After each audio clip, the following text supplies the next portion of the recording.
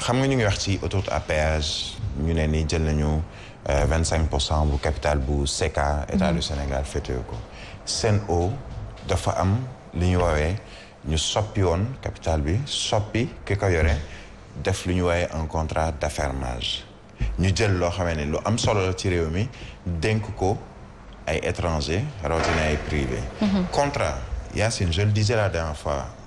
tey Fofana bu signé contrat ak des médias wala Sen TV wala Zik FM wala benn ci entité yu des médias.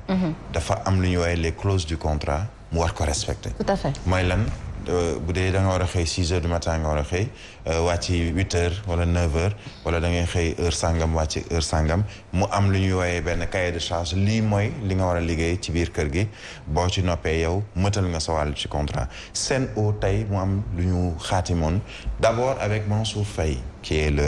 le beau-frère du président Macky Sall. gannaaw gi Serigne Mbaye Thiam moom moo yore lépp lu jëm ci wàllu woowu. mais ñoom respecté wuñu contrat bi nga xamee ni dañu ko signé ak pas l'État du Sénégal mais avec les Sénégalais et les populations tey demal ci yenn bërëb yu bari yoo xam ne ndox amuñu ko. j'étais hier je pense vers Grand Yoff ak lu ko wër. ay 3 jours 4 jours yoo xamee ni amuñu ndox ay pousse-pousse ay charrette ay genre moto yi teg ay bidon 10 litres 20 litres. mooy alimenter nit ñi ci wàlluk ndox. alors qu'il y a une société boo xam ne dañ ko ne yow lii mooy sa liggéey fexe ba ñëpp am ndox mu doon ndox mu sell ndox moo xam ne nit ñi mën nañu ko naan eau potable mënoo fexe ba mëtal boobu les contrats je juge et je trouve indécent que l'État du Sénégal toog jàpp ñàmburam waxul. defu ci dara waxu ci dara alors que wax nañu ci wàllu autoroute à péage bi ni xeex nañu parce que 1000 francs lañ doon am par at ci lu soxal li ñuy ci. pourquoi l'État du Sénégal reste à fond ci mais c'est parce que il y a beaucoup de non-dits dans cette histoire. les non-dits mooy lan am na ci ñoo xamee ni ay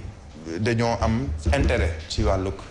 Sen'Eau contrat boobu nga xamee ni amoon nañ ko ak ñi nga xamee ni ñoom ñoo yore wàllug ndox mi am na ñoo xamee ni tey. ils ont le beurre l'argent du beurre je dirais même la crémière ou la fermière dans cette histoire c'est-à-dire que on a lésé des Sénégalais parce que tey ñàkkum ndox mën nga ñàkk lépp mais ndox c'est vital l'eau est vitale on parle aujourd'hui de Covid-19 on parle de yenn maladies diarrhéiques ak yu mel noonu parce que tout simplement la qualité de l'eau laisse à désirer je pense et c'est tout à fait normalement normal excuse la répétition que l'État du Sénégal woowaat waa Sen'Eau ak ñi nga xamee ne ñoom lañ joxoon boobu les contrats d'affermage ñu toog autour d'une table pour dire lii mooy problème bi à quand une solution durable et définitive. Peut-être que c'est à cause de ça que mënuñu am une souveraineté hydraulique. Mais souveraineté c'est un mot que j'aime bien parce que sur le plan alimentaire sur le plan hydraulique sur le plan bu mën a doon réew bu moom boppam mooy réew mi nga xamee ni la muy soxla. dañ koy def ci biir réewam. te du ko jéggaani wala du ko dénk keneen bu ñu waxee contrat d'affermage c'est parce que amaguñu souveraineté boobu nga xamee ne mu ngi jëm ci wàlluk ndox pourtant amoon na fi ay projets yu dul jeex. projet d'étude de dessalement de l'eau de mer ci yenn bërëb nga xamee dañuy jël ndoxu géej gi dindi xorom bi ci nekk mën ko jëfandikoo ci leneen. lu jëm rawatina ci agriculture ak yu ni mel ak yu bari yoo xamee ne teg nañ ko fi mais gis nga nous sommes un pays de projet. et de proposition mais dafa am lu des ci wàllug application yooyu les projets Sen'Eau tey sonal na wala suivi aussi Sen'Eau tey sonal na askan yu bari